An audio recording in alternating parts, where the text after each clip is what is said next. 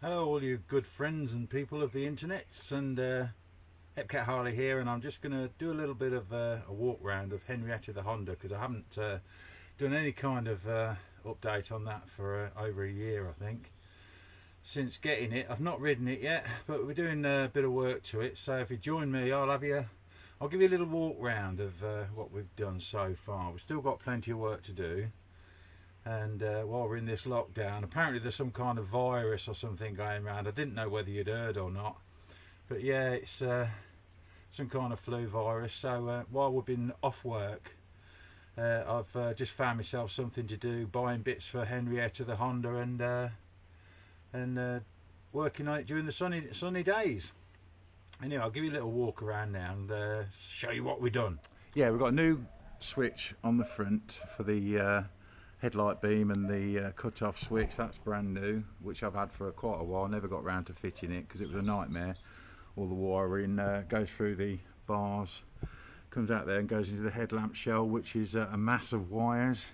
What else have we done? We've got a new cover on there, which I bought, because common thing with these is that there's a little prize mark there. There's one underneath as well on the opposite side.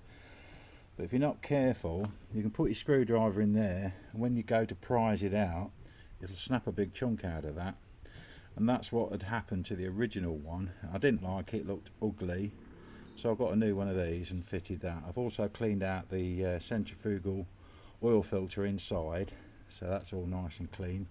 So I had a refill of oil, new fill pipes.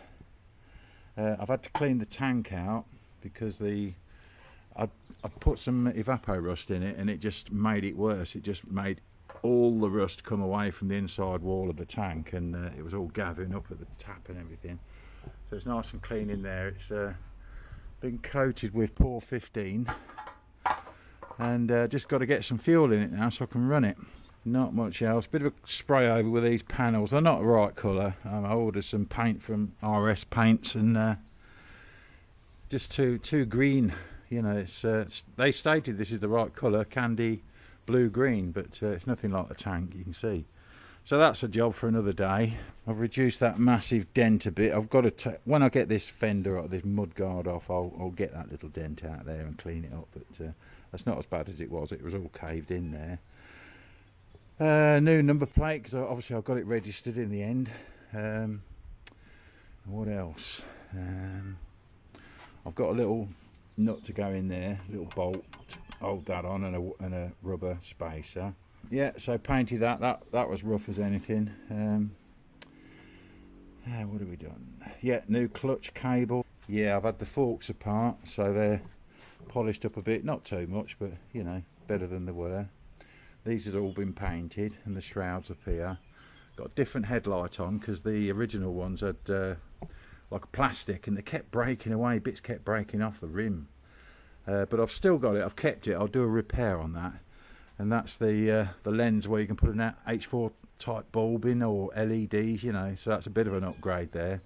But I don't like the lens, it's too modern looking, you know, so I might swap that out. I think you can buy replacement ones which do look like the original Triumphs and Hondas and everything. So I might get one of those.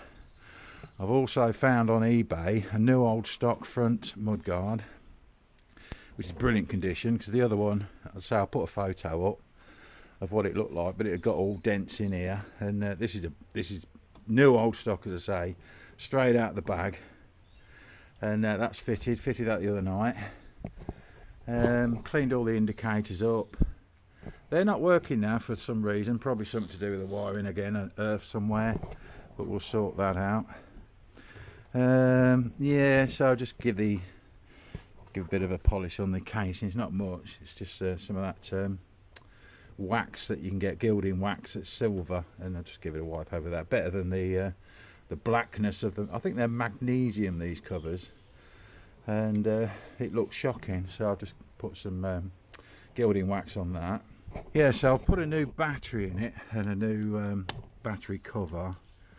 I've got a new starter relay to replace this one if I need it, but I didn't need it. This hasn't been charging. On the battery when I first got it, I just put it straight on. It was reading 12.1 volts DC, when we started the bike up and revved it up, it was only going up to 12.2, and that was with the aftermarket regulator rectifier that we fitted, which is behind here, and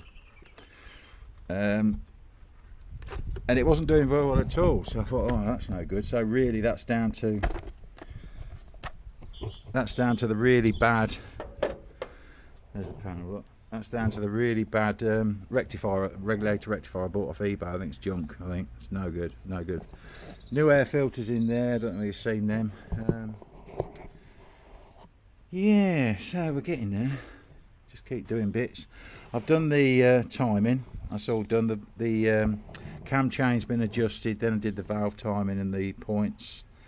That's all been done. Starts within a second. It's just like bam, straight up start. So that's it's running really well. Yeah, so I had to replace some wiring. We've had a bit of an accident with the wiring. Had some bare wires from the regulator rectifier sticking down without being in a junction box, you know, one of these clipping boxes. And I wheeled the bike down the path so I didn't disturb the neighbours, and revved it up to check the output of the battery, output of the regulator rectifier and everything. And when I was pushing the bike back up the path, two wires connected that shouldn't have done, and set the thing smoking away. Burnt all the bottom of the wiring loom out, which I had to replace, get the right coloured wires and everything, and just replace the bottom, you know, circuit, the charging circuit, and that's all like new now. But yeah. So anyway, I'm going to take it to bits now.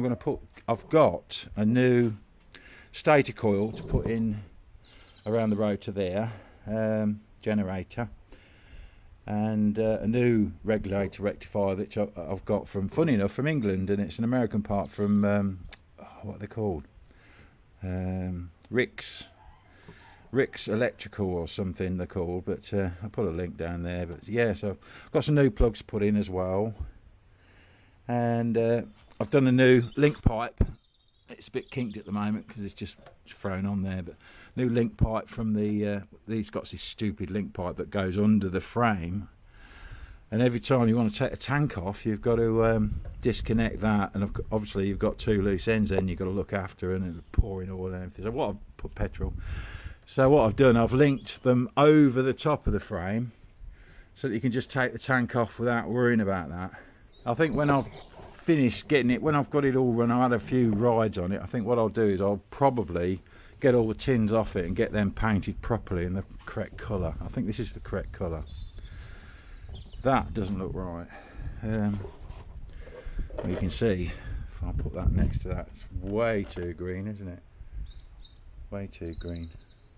But anyway. So yeah, we'll get on with that then. And I love this, how it's like a car bonnet catch that comes down, you know. Just sits in that little divot there. I'll carry on with this. I don't know whether I'll let you have a look at what I'm doing or what, but that's the bike anyway. If you look at it, it's rather nice. And we've got a new brake cable as well, which is all perfectly adjusted now. So we've got really good brakes, plenty of bloody adjustment left there, and they're really good brakes as far as drum brakes go. Right, well that's your little walk around of Henrietta the Honda, the CB350 K2, yeah, 1970.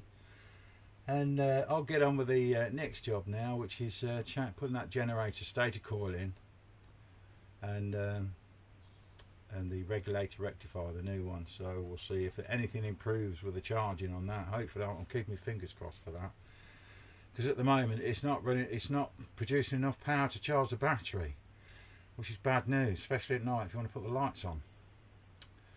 So I'll get on with that then. Anyway, thanks for watching. It was just a quick touch base with you all, really, just to let you know we're okay, and hope you're okay too, and we'll see you all next time on the next video.